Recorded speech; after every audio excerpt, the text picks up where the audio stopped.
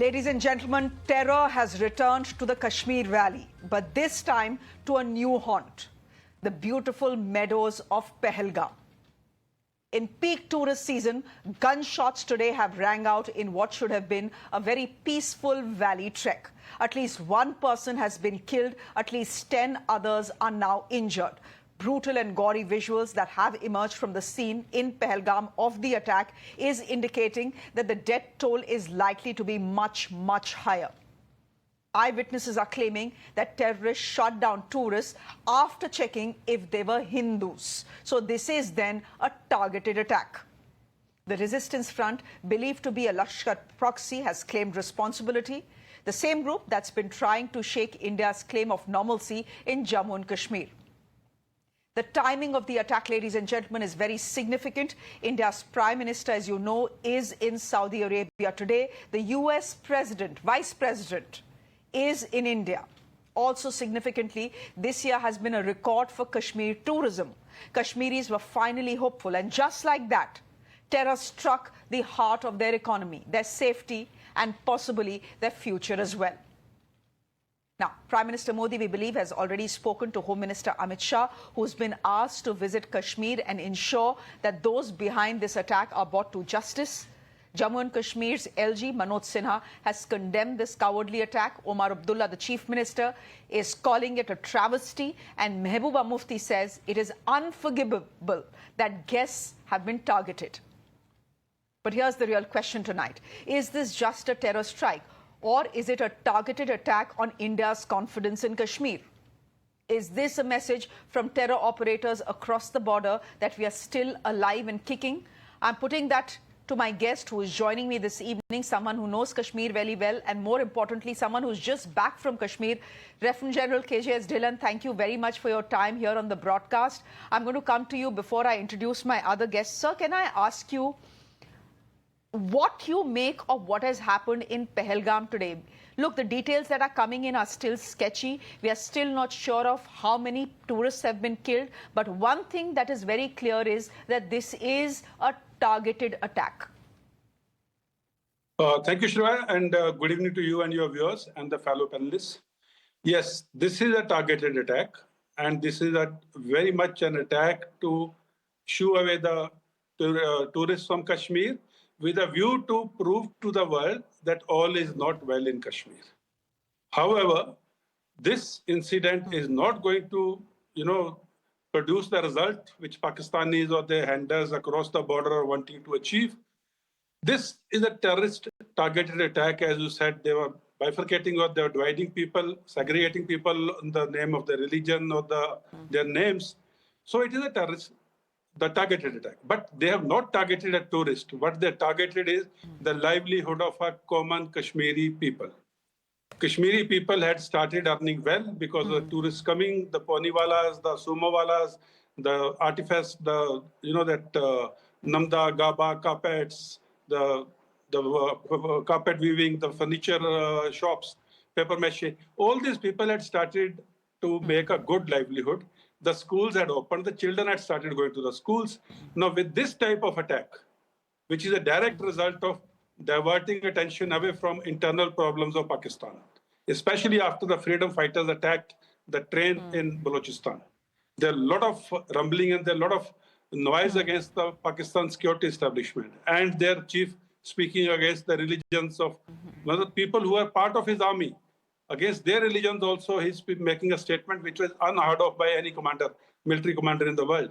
Now, all this combined together, they wanted to prove to the world that Kashmir is not a safe place yet.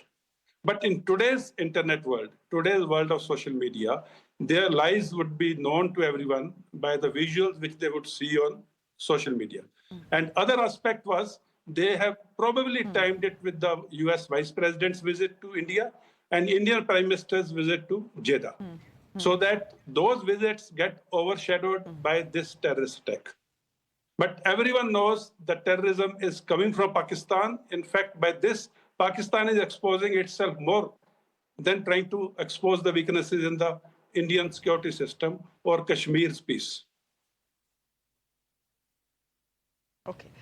General Dhillon, you have served in Kashmir for many, many years, right from as a young officer to a very senior officer. Can I ask you this question? The common knowledge that all of us who covered Kashmir, and especially for someone who served in Kashmir, was that terrorists will attack military installations. They will probably, they'll attack anything, but they will not attack tourists, right? Because tourism is the mainstay of Kashmir's economy. Has that changed? Because in 2024, we saw the Riyasi attack where pilgrims were attacked. 2017, we saw the Amarnath Yatra, again where pilgrims are attacked. Now we are seeing Pahalgam, where tourists are being attacked. Has that changed now? That the terrorists who are opening fire at tourists essentially, essentially have nothing to do with whether Kashmir's tourism industry does well or not, and whether it benefits the local Kashmiri or not? Absolutely, Shreya. This was an unwritten law or unwritten understanding or unwritten honor code. The terrorists will not attack the tourist and they will not attack the yatris.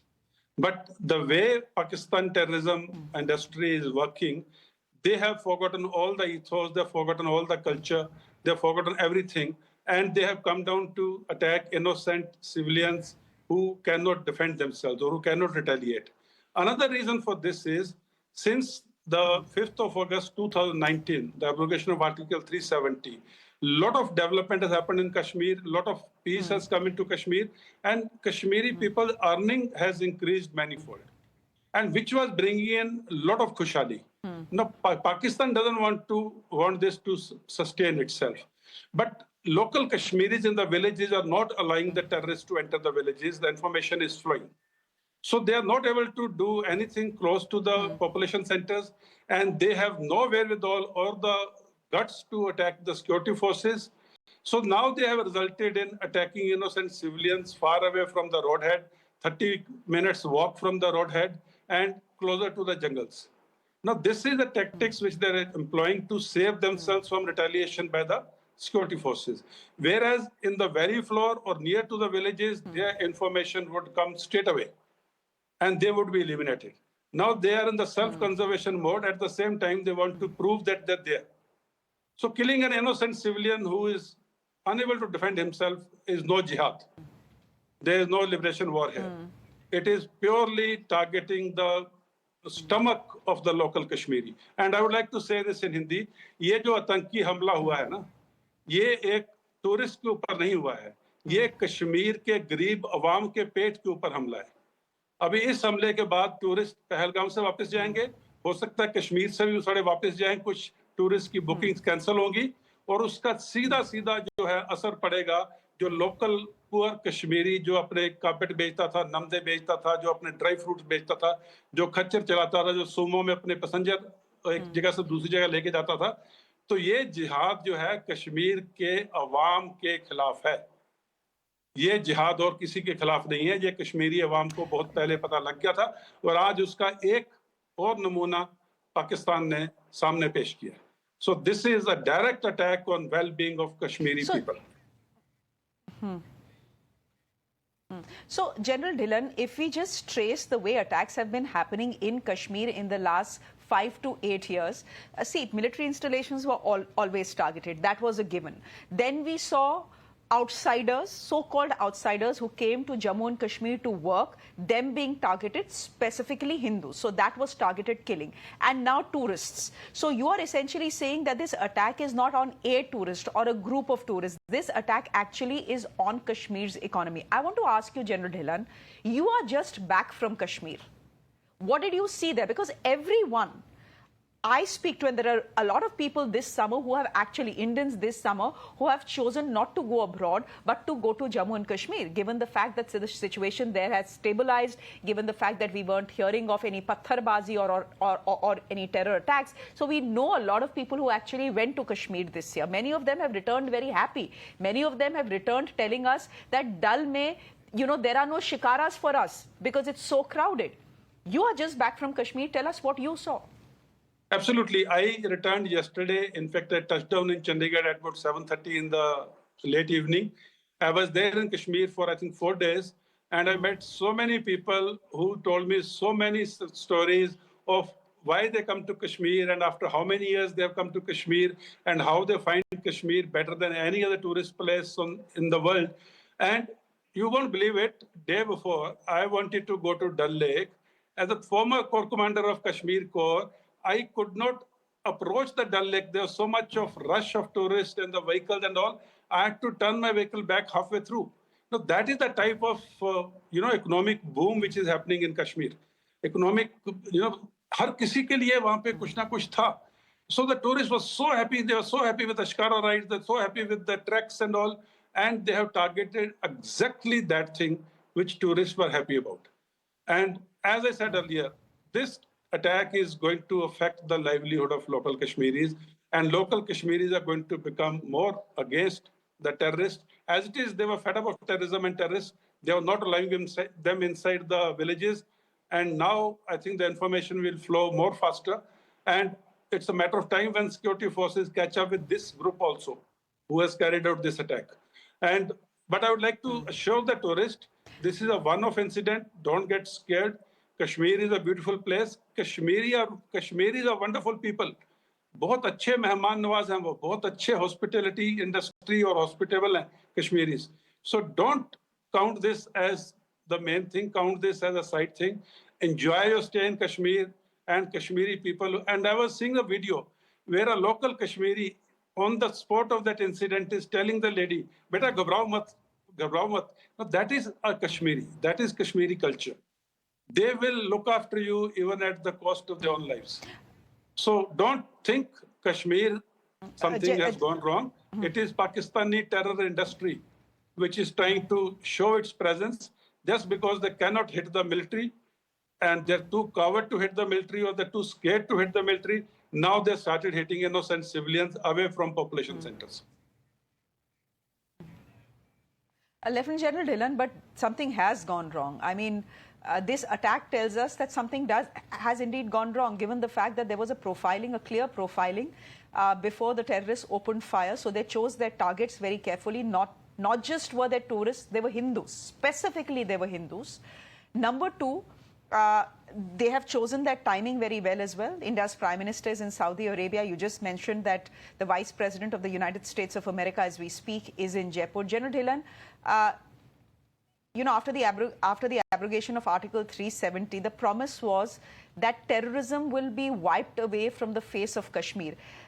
Does this incident tell us that that has not happened exactly?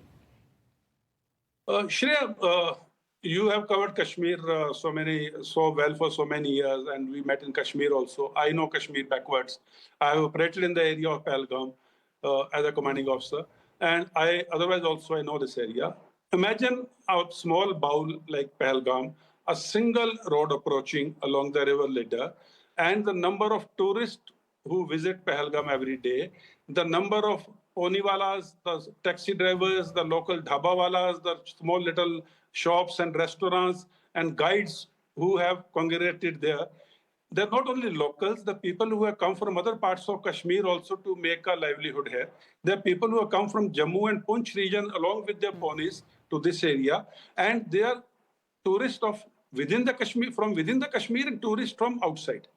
So in this melee of people, it is very easy for 2, 3, or 4 people to sneak in the garb of anything, even local guides or poniwalas or sumowalas, hide their weapons and go into the jungle, reassemble their weapons, put on the military fatigues, and go and attack a group of innocent civilians by profiling them based on their religion or their names.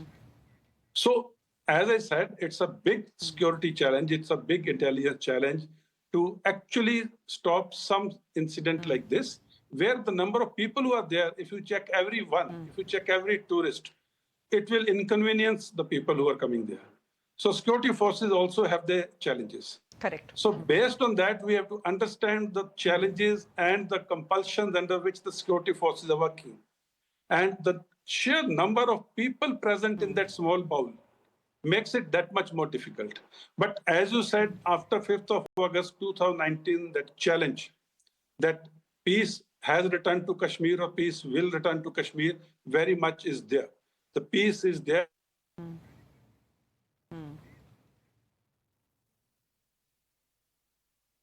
hotel bookings, the ATM cash withdrawal. The ATM cash withdrawal is a very big indicator. People are withdrawing cash because they want to spend it. And all these parameters, number of terrorists killed, number of security forces people killed, number of civilians killed, all the positive parameters are up and all the negative parameters are down. Stone pelting, the number of local boys who are joining terrorism. So peace is there to stay because people of Kashmir, the Awam, are now a big stakeholder in peace to stay.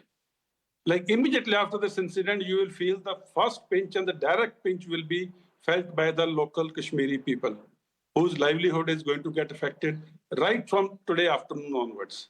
So they are the stakeholders. They have tasted the dividends of peace, and they would not allow the situation to go back to those black days. And they are the ones who are the biggest arms, eyes, and ears of the security forces. So, General Dhillon, from Kashmir, we see terrorism move to Jammu. Is the trend now after this that terrorism, whatever remains in the in Jammu and Kashmir, moving back to Kashmir? Number one, is that the trend you see? And number two, will the drills, security drills around tourist places like Gulmarg, like Pahalgam, like Sonmarg, will now have to be changed? Of course, you don't want gun-trotting men in army uniforms in places like Pahalgam. People come here because they feel it is safe. They spend money, come all the way to be with their families. They come with their families because they think it is safe. Now the impression that has gone out across India, across the world after seeing what has happened today is Kashmir may not be as safe as we were told. Will military drills in and around tourist places change now, or will that be completely counterproductive? Shreya, military tactics or strategies are ever evolving. It's like this. You see a threat, you see a challenge, you get some intelligence inputs, you get intelligence reports, you evolve and you change your tactics. It can even change on weekly basis based on the inputs which you receive or the threats which are coming in or your assumptions based on the previous way that things have happened. That is one. So there is no hard and fast rule that tactics won't change or tactics will change. It's purely a collaborative or collective decision of the team security forces, how they see the challenge and how big is the challenge. And we only have one input of this attack. Security forces will have 100 more inputs, which would corroborate their way of doing things from today onwards or even earlier. That is one. Second, you mentioned about terrorism shifting between Kashmir and Jammu region. This again is a tactics of Pakistan. Wherever the pressure is felt more, they try to leave that area and go to an area which is relatively less thickened or less occupied by the security forces. The presence of security forces is less, and they go and strike an easy target there. The security forces definitely would move to that area. That would leave some gap somewhere else. So they would come to that area. So this is a very, very, I will say, cat and mouse game. It keeps going on. But the security forces have inputs, security forces have intelligence agencies, and security forces, most importantly, have ground reports from the locals. So it's an evolving thing. It's not a stagnant thing. It's not a, cast in stone that, no, this is the only way we will operate. Security forces drills change based on the threat perception, which is analyzed on regular basis. Okay, General Dhillon, my last question to you then. Is this a security failure then? Because the terrorists did infiltrate, they did get their weapons from somewhere, they did get some local support because they managed to survive and infiltrate into Pahalgam as well. Is there a certain degree of intelligence failure as well, security failure as well? Shreya, like I said earlier, the sheer number of people in that area, and someone can say that when you see an outsider, you report to us. Now imagine if 60% of the people there in Pahalgam Baul are outsiders for a local of that area. Now how many people will he report? Like I said, the people who have come from other parts of Kashmir to make their livelihood, the people who have come from Jammu region, Punch region, with their ponies, with their sumos, as guides or their hotels and dhabas, and the workers in all these hotels and dhabas, which are part-time dhabas or restaurants. So it's very difficult for the security forces to get information about everyone. If they get 100 information is 99, they would react and, they would neutralize it. But one node information just gets slips through. like it happened in this case. So I will not call it an intelligence failure.